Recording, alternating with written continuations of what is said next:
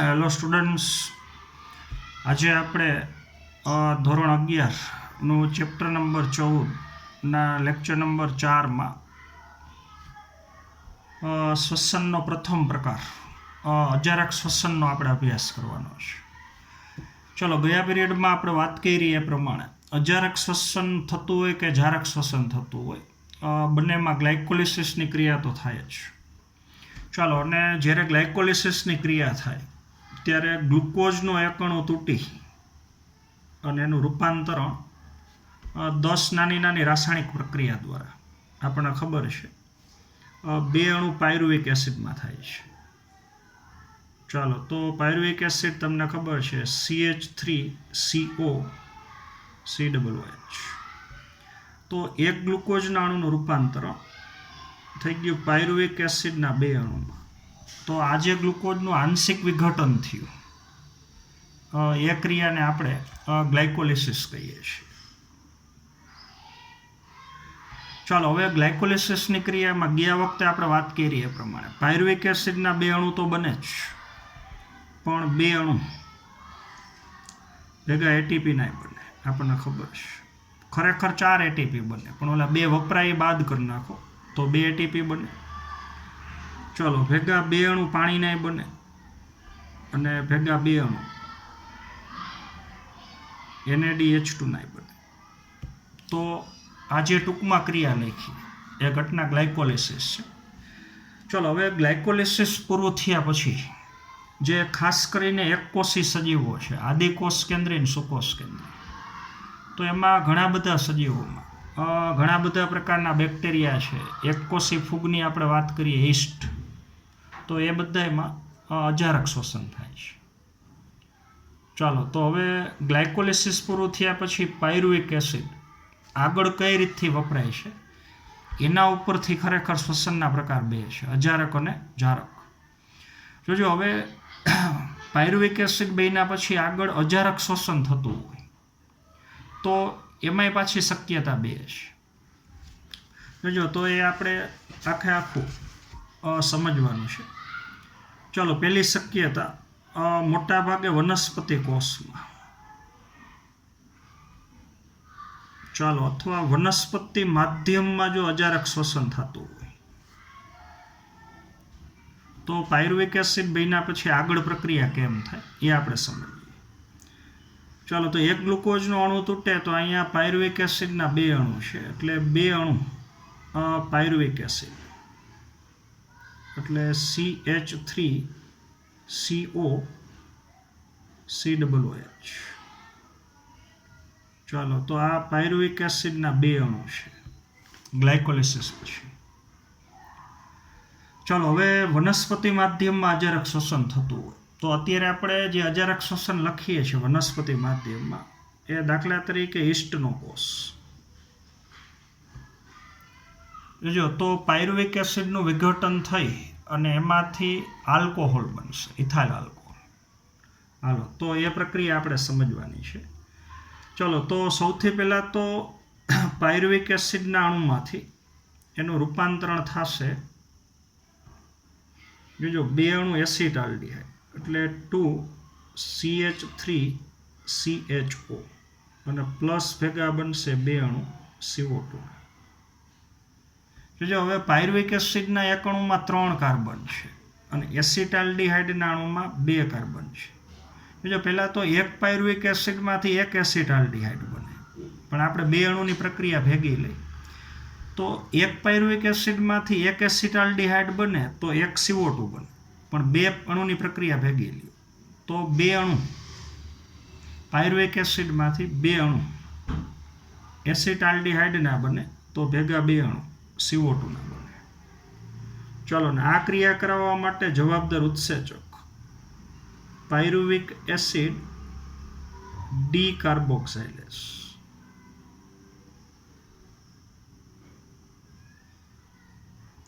ચાલો, અને ભેગો એક બીજો ઉત્સેચક આવશે, થિયામિનો પાયરોફોસ્ફેટ. આ ટેક્સ્ટમાં આપેલું નથી પણ તમારે યાદ રાખવાનું છે.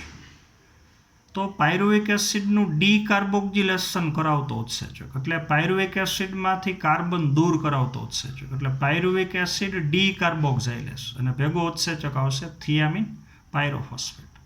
તો આ બે ઉત્સેચકની મદદથી પાયરુવેક એસિડનું ડીકાર્બોક્સિલેશન થઈ અને બની જાય બે અણુ એસિટાલ્ડિહાઇડ.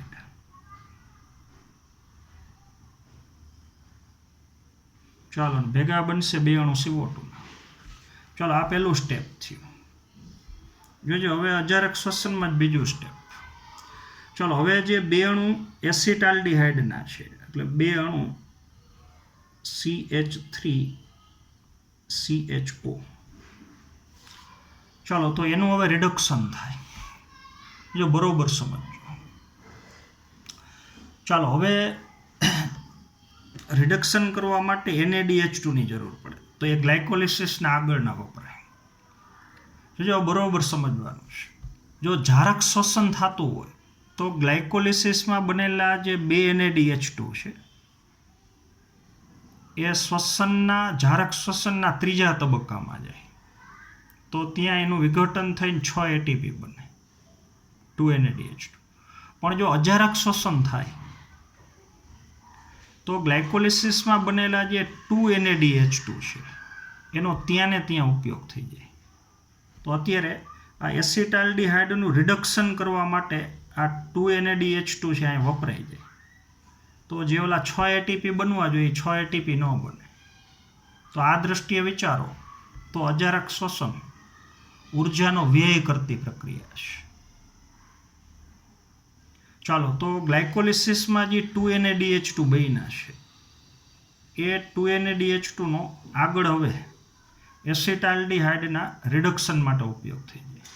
જો એટલે અહીંયા બે અણુ એસિટાલ્ડિહાઇડના પ્લસ અહીંયા બે અણુ NaDH2ના, તો સામે નિપજ તરીકે ચાલો બનશે બે અણુ ઇથાઇલ આલ્કોહોલ. જો બે અણુ ઇથાઇલ આલ્કોહોલ, તો ઇથાઇલ આલ્કોહોલ તમને ખબર છે. ચાલો C2H5OH. ચાલો અને પ્લસ ભેગું બનશે બે અણુ NaD. જો હવે NaDH2 છે, બે NaDH2 છે એટલે બે ને બે 4 હાઇડ્રોજન. તો આમાંથી હાઇડ્રોજન છૂટા પડીને આમાં ઉમેરાઈ જાય. તો NaDH2 નો અણુ છે આ, એના અત્યારે બે કાર્ય છે. જો અહીંયા એ સહઉત્સેચક તરીકે વર્તશે અને ભેગો હાઇડ્રોજનનો દાતાય છે. તો NaDH2 સહઉત્સેચક તરીકે વર્તે અને આનું રિડક્શન થવા માટેના હાઇડ્રોજને આપે. તો NaDH2 ની મદદથી આનું રિડક્શન થાય એટલે આમાંથી હાઇડ્રોજન આમાં ઉમેરાય, તો એસિટાલ્ડિહાઇડનું રૂપાંતરણ ઇથાઇલ આલ્કોહોલમાં થઈ જાય. ઇથાઇલ આલ્કોહોલ બીજી રીતથી લખો તો CH3CH2OH આમે લખીશું. તો NaDH2 પોતાના હાઇડ્રોજન આને આપી દે તો NaDH2 નું રૂપાંતરણ થઈ જાય NaD માં. ચાલો તો આજે અજારક શ્વસન મેં બતાવ્યું એ ઈસ્ટના કોષમાં અથવા વનસ્પતિ કોષમાં થાય. જોજો તો હવે તમે નિપજ લ્યો તો બે અણુ ઇથાઇલ આલ્કોહોલ અને બે અણુ આવે CO2. એટલે ઈસ્ટના કોષમાં અથવા વનસ્પતિ કોષમાં અજારક શ્વસન થતું હોય તો પાયરુવેક એસિડના અણુનું રૂપાંતરણ છેલ્લે બે અણુ ઇથાઇલ આલ્કોહોલ ને બે અણુ CO2 માં થાય. આ તમે સમજી ગયા છો. ચાલો ને એમાં ડીકાર્બોક્સિલેશન થાય અને રિડક્શન થાય. આ તબક્કો ડીકાર્બોક્સિલેશન છે અને આ જે બીજો તબક્કો છે એ રિડક્શન છે. ચાલો આવું વનસ્પતિ કોષમાં થાય, વનસ્પતિ માધ્યમમાં. ચાલો પણ જો અજારક શ્વસન પ્રાણી કોષમાં થતું હોય, જોજો એટલે બીજો પ્રકાર પ્રાણી કોષ. ચાલો દાખલા તરીકે મનુષ્યનો સ્નાયુ કોષ.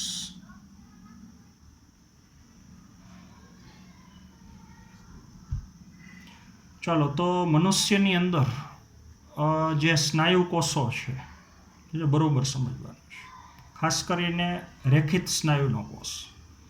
જોજો એમાં મોટા ભાગે તો ઝારક શ્વસન જ થતું હોય, પણ ક્યારેક ઓક્સિજનની પ્રાપ્યતા ઓછી હોય, પૂરતા પ્રમાણમાં ઓક્સિજન ન મળતો હોય તો ઝારક શ્વસન તો થતું જ હોય, ભેગું અજારક શ્વસન થાય. ચાલો હવે વનસ્પતિ કોષમાં અજારક શ્વસન થાય તો આપણે વાત કરી એ પ્રમાણે વિઘટન થશે, પણ પ્રાણી કોષમાં અજારક શ્વસન થાય ગ્લાયકોલિસિસ પૂરું થયા પછી. એટલે આની જેમ જ બે અણુ પાયરુવિક એસિડ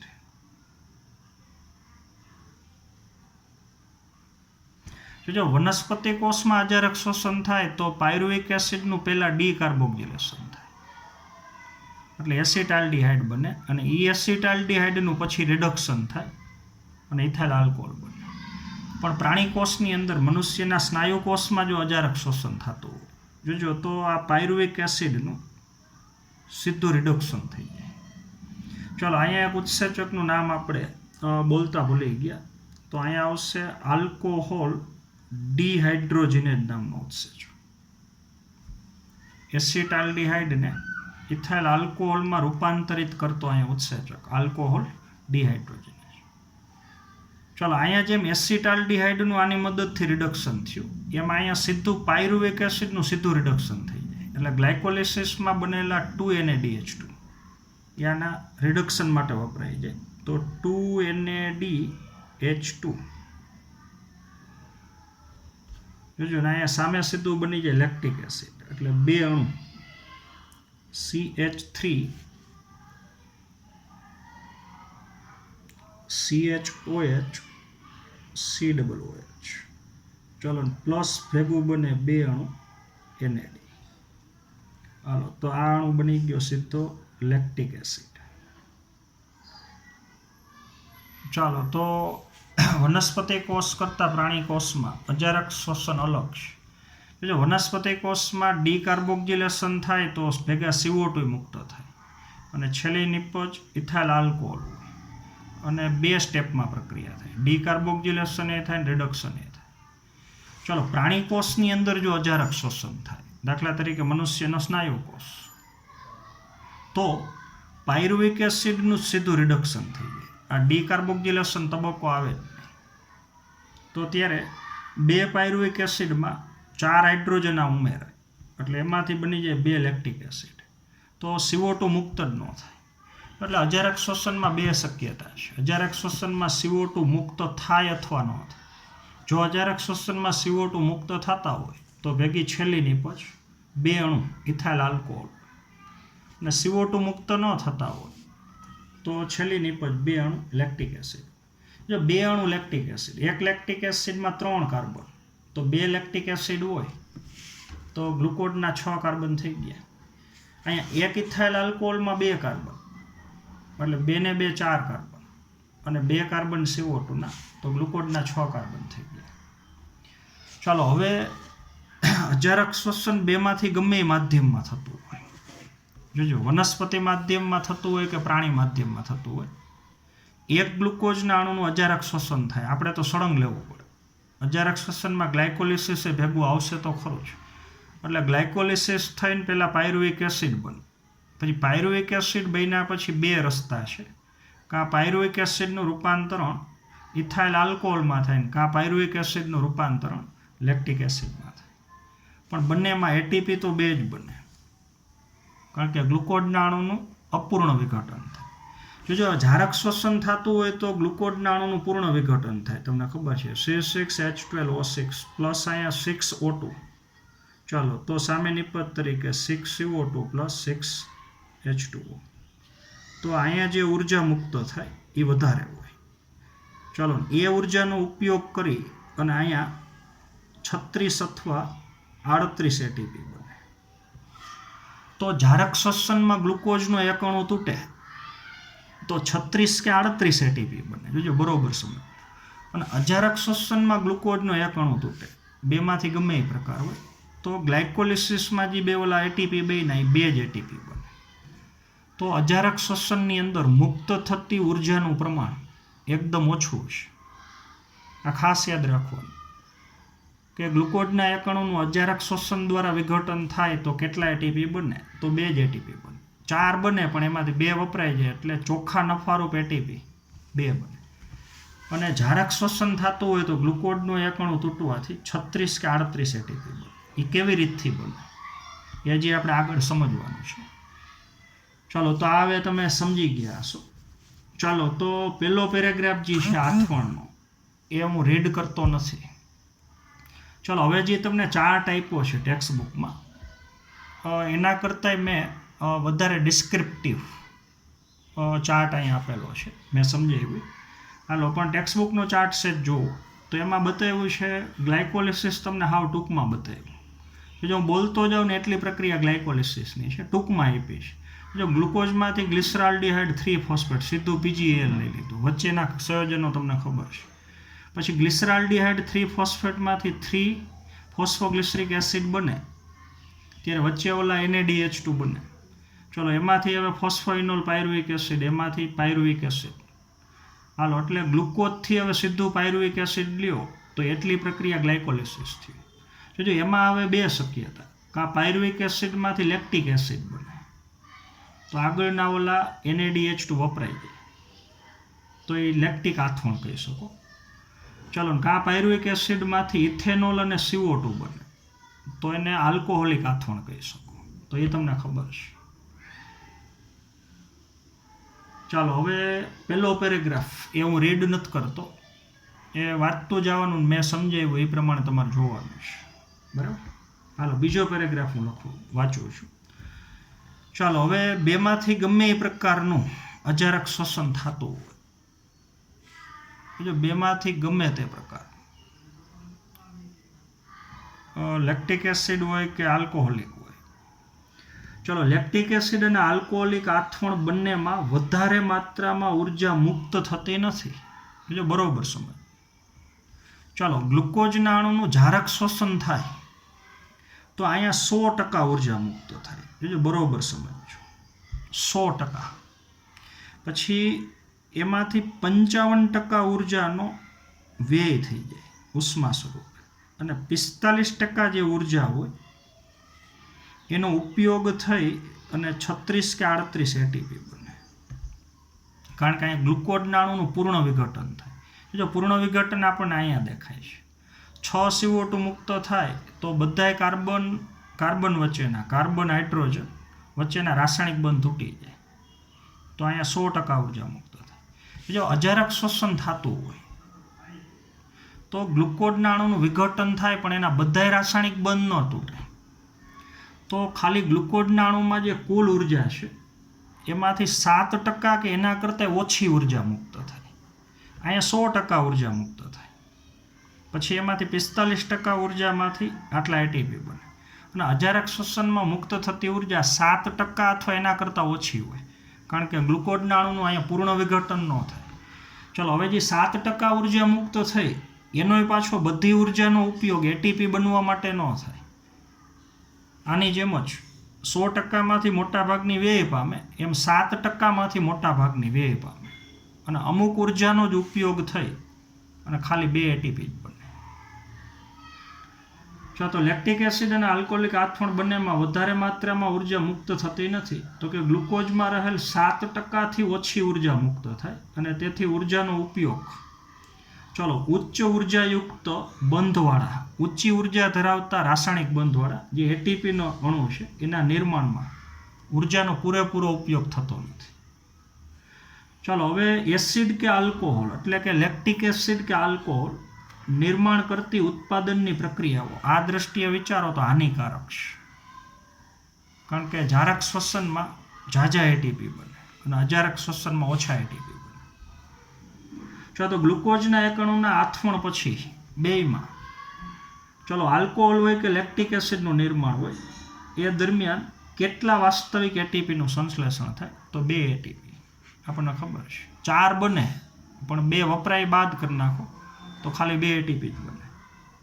ચલો, ગ્લાયકોલિસિસમાં કેટલા એટીપી સંશ્લેષણ પામે, કેટલા એટીપી વપરાય? તો 4 સંશ્લેષણ પામે ને 2 વપરાય, તો ખરેખર તો છેલ્લે 2 હોય. હાલો, હવે આ તમે સમજી ગયા છો. જોજો હવે એની આખી પ્રક્રિયા. ચાલો દાખલા તરીકે ઈસ્ટ દ્વારા આલ્કોહોલિક આથવણ થાય છે. આ એક પાત્ર છે. ચાલો પાત્રની અંદર ખોરાક છે. ચાલો ને એમાં આપણે ઈસ્ટનો ઉછેર કર્યો, એક કોષી ફૂગ. તો હવે જે બતાવું છું એ ઈસ્ટ ફૂગ છે. બરોબર સમજવાનું છે. ચાલો આ ઈસ્ટ ફૂગ પાત્રમાં જે ખોરાક છે, દાખલા તરીકે ગ્લુકોઝ, તો એનું હવે અજારક શોષણ કરશે, એનો ઉપયોગ કરશે. તો હવે આ માધ્યમની અંદર ઇથાઇલ આલ્કોહોલ બનશે, અથવા કહી શકો કે આલ્કોહોલ બનશે. જોજો હવે ઈસ્ટ જેમ જેમ અજારક શોષણ કરતી જાય આ માધ્યમમાં, એમ આલ્કોહોલની સાંદ્રતા વધતી જાય. પણ એ સાંદ્રતા જ્યારે 13% કે એના કરતાં પ્રમાણ વધે તો માધ્યમ આખું વિષારી થઈ જાય, ઝેરી. તો એનાથી ઈસ્ટનું જ પોતાનું મૃત્યુ થઈ જાય. ચાલો તો ઈસ્ટ દ્વારા જેમ જેમ અજારક શોષણ થતું જાય, માધ્યમમાં આલ્કોહોલની સાંદ્રતા વધતી જાય, અને એ સાંદ્રતા 13% કે એના કરતાં વધે, એટલે જ્યારે 13% પહોંચે તો માધ્યમ વિષારી ઝેરી થઈ જાય. એટલે આલ્કોહોલના વધુ પ્રમાણના લીધે ઈસ્ટનું મૃત્યુ થઈ જાય.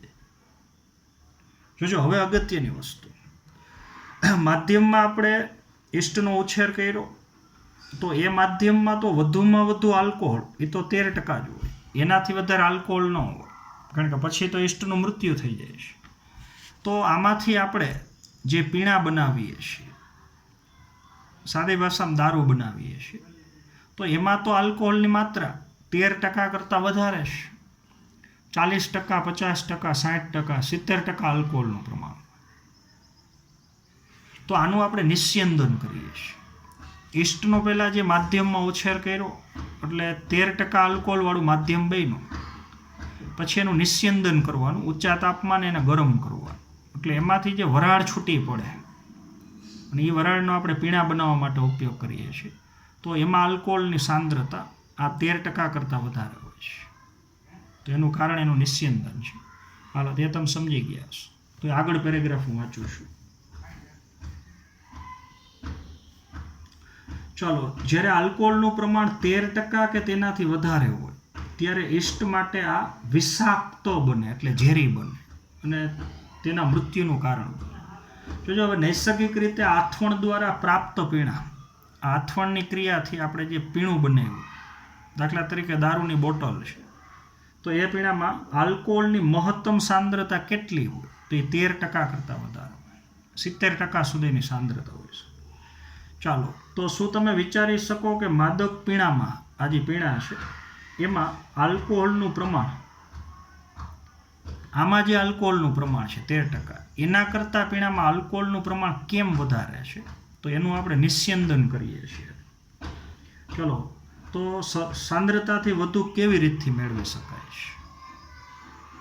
ચાલો, હવે જ્યારે તમે આ આથવણનો પહેલો પેરેગ્રાફ રીડ કરો તો આજે મેં 2 માધ્યમમાં વાત કરી છે, 1 નંબર ને 2 નંબર, વનસ્પતિ કોષ ને પ્રાણી કોષ. તો એમાં ચાર્ટ તમારે વ્યવસ્થિત જોતો જવાનો છે, મેં એકદમ ડીપમાં આપેલું છે. ચાલો, તો આ આખો ચાર્ટ MCQ માટે વ્યવસ્થિત યાદ રાખવો જરૂરી છે. ચાલો, તો આ અજારક શોષણની વાત થઈ. ચાલો, હવે આપણે ત્રીજી શક્યતા ભણવાની છે. જો ગ્લાયકોલિસિસ પૂરું થયા પછી પાયરુવિક એસિડ બને તો પાયરુવિક એસિડનો અજારક શોષણમાં 2 રીતથી ઉપયોગ થઈ શકે. અને જો પાયરુવિક એસિડ હવે કણાભસૂત્રમાં દાખલ થાય, ખાસ કરીને સુકોષકેન્દ્રી સજીવ, તો હવે ત્યાંથી જારક શોષણનો બીજો તબક્કો શરૂ થાય. તો આ ગ્લાયકોલિસિસ પહેલો તબક્કો થઈ જાય, અને પાયરુવિક એસિડ કણાભસૂત્રમાં દાખલ થઈ જાય તો આગળ જે પાયરુવિક એસિડનું હવે આગળ વિઘટન થાય તો એ ક્રેબ્સ ચક્ર થઈ ગયું. અને એના પછી પાછો જે તબક્કો થાય કણાભસૂત્રમાં, એ જારક શોષણનો ત્રીજો તબક્કો થઈ ગયો. ચાલો, તો એનો અભ્યાસ પછી આપણે આગળ કરવાનો છે. ચાલો, હવે પેજ નંબર 231 ઉપર જે પહેલો પેરેગ્રાફ તમને આપ્યો છે એ હવે જારક શોષણનો છે. જોજો હવે એ પેરેગ્રાફ શું કહેવા માંગે છે કે અજારક શોષણ થાય, દાખલા તરીકે, તો તો ગ્લુકોઝનો અણુ તૂટવાથી ઓછા એટીપી બને. તો આનાથી સજીવોની એટીપીની જરૂરિયાત પૂરી ન થાય, ખાસ કરીને મનુષ્ય જેવા જે જટિલ સજીવો છે. તો એટલા માટે મનુષ્ય જેવા જે જટિલ સજીવો છે, જટિલ વનસ્પતિઓ છે, એમાં મોટાભાગે શ્વસનનો પ્રકાર ઝારક હોય. તો એવી કઈ પ્રક્રિયા છે કે જેમાં ગ્લુકોઝનો અણુ તૂટવાથી વધારે ઉર્જા મુક્ત થાય અને વધારે એટીપી બને? તો એ પ્રક્રિયા એટલે ખરેખર ઝારક શ્વસન. એટલે ગ્લુકોઝનો અણુ જો ઓક્સિજનની હાજરીમાં તૂટતો હોય, અત્યાર સુધીમાં ક્યાંય ઓક્સિજનનો ઉપયોગ થયો નથી, તો એ અજારક શ્વસન. પણ ઝારક શ્વસનની અંદર જ્યારે ગ્લુકોઝનો અણુ તૂટે, આપણે હમણાં સમીકરણ લખ્યું હતું, તો ગ્લુકોઝના અણુનું પૂર્ણ વિઘટન થઈ જાય, તો બહુ મોટા પ્રમાણમાં ઉર્જા મુક્ત થાય અને મોટા પ્રમાણમાં એટીપી બને. તો કોષની અંદર જે વધારે ઉર્જાની જરૂરિયાત છે અલગ અલગ પ્રકારના કાર્ય કરવા માટે, તો એ જરૂરિયાત ઝારક શ્વસન દ્વારા પૂરી થાય છે. અને ઝારક શ્વસનની અંદર નિપજ તરીકે CO2 અને H2O બને છે અને મોટા પ્રમાણમાં ભેગા એટીપી બને છે. અજારક શ્વસન થાય તો ઇથાઇલ આલ્કોહોલ, તમને ખબર છે, CO2 બને અને લેક્ટિક એસિડ બને છે. ચાલો, તો બે વચ્ચેના તફાવત લેવા આવો. જોજો, તો પહેલાં હું પેરેગ્રાફ વાંચું છું. ચાલો, તે કઈ પ્રક્રિયા છે જેના દ્વારા સજીવમાં ગ્લુકોઝનું સંપૂર્ણ ઓક્સિડેશન થાય, પૂર્ણ વિઘટન થાય? તો એ ઝારક શ્વસન છે. અજારક શ્વસનમાં અપૂર્ણ વિઘટન થાય, આમાં પૂર્ણ વિઘટન થાય. ચલો, આ દરમિયાન મુક્ત થતી જે ઉર્જા છે ઝારક શ્વસન, એ કોષીય ચયાપચયની આવશ્યકતાને અનુસરીને વધારે એટીપી અણુનું સંશ્લેષણ કરે છે. તો એ ઝારક શ્વસન છે. ઝારક શ્વસનમાં ગ્લુકોઝના અણુનું પૂર્ણ વિઘટન થાય છે અને જે ઉર્જા મુક્ત થાય એ ઉર્જાનો ઉપયોગ થઈને વધારે એટીપી બને. એ એટીપીનો પછી કોષ ચયાપચયની ક્રિયામાં જરૂર હોય ને ઉપયોગ કરે છે. ચલો, તો આવું સુકોષ કેન્દ્રી કોષમાં મોટા ભાગે થાય. ચલો, તો યુકેરિયોટ્સમાં આ બધા તબક્કાઓ હવે આગળ કણાભસૂત્રમાં થશે. ગ્લાયકોલિસિસ કોષરસમાંથી એ પૂરું થઈ ગયું, એટલે હવે પાયરુવિક એસિડ કોષરસમાંથી જશે કણાભસૂત્ર અને ત્યાં જઈ અને ઝારક શ્વસનનો હવે બીજો તબક્કો એટલે ક્રેબ્સ ચક્ર શરૂ થશે. પછી એને અનુસરીને ત્યાં ત્રીજો તબક્કો થશે. તો બીજો અને ત્રીજો બે તબક્કો ઝારક શ્વસનના એ કોષરસમાં ન થાય. તો ઝારક શ્વસનનો પહેલો તબક્કો ગ્લાયકોલિસિસ એ કોષરસમાં થાય અને બીજો અને ત્રીજો તબક્કો જે આપણે સમજવાના બાકી છે એ કણાભસૂત્રમાં થાય. ચલો, તો યુકેરિયોટ્સમાં આ બધા તબક્કાઓ કણાભસૂત્રમાં થાય ને આ માટે ઓક્સિજનની હવે જરૂરિયાત હોય. તો કણાભસૂત્રમાં જે બીજો અને ત્રીજો તબક્કો થશે એમાં ઓક્સિજન વપરાશે. ગ્લાયકોલિસિસમાં ક્યાંય ઓક્સિજનનો ઉપયોગ નથી થયો, પણ હવે આગળના તબક્કામાં ઓક્સિજનનો ઉપયોગ થશે. ચાલો, તો ઝારક શ્વસન એવી પ્રક્રિયા છે કે જેના દ્વારા કાર્બનિક પદાર્થનું એટલે કે ગ્લુકોઝનું, કાર્બનિક પદાર્થ એટલે ગ્લુકોઝનું, ચલો, ઓક્સિજનની હાજરીમાં, એટલે ઓક્સિજન આ કાર્બનિક પદાર્થ ગ્લુકોઝમાં ઉમેરાય એનું પૂર્ણ વિઘટન થશે.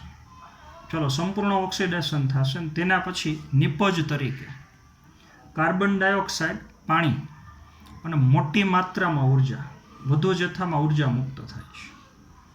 ચાલો, તો આ પ્રકારની શ્વસન પ્રક્રિયા સામાન્ય રીતે સુકોષ કેન્દ્રી કોષમાં થતી હોય. ઝારક શ્વસન ઉચ્ચ કક્ષાના સજીવમાં જોવા મળે છે. તો આપણે આ પ્રક્રિયાનો હવે પછીના વિભાગમાં અભ્યાસ કરીશું.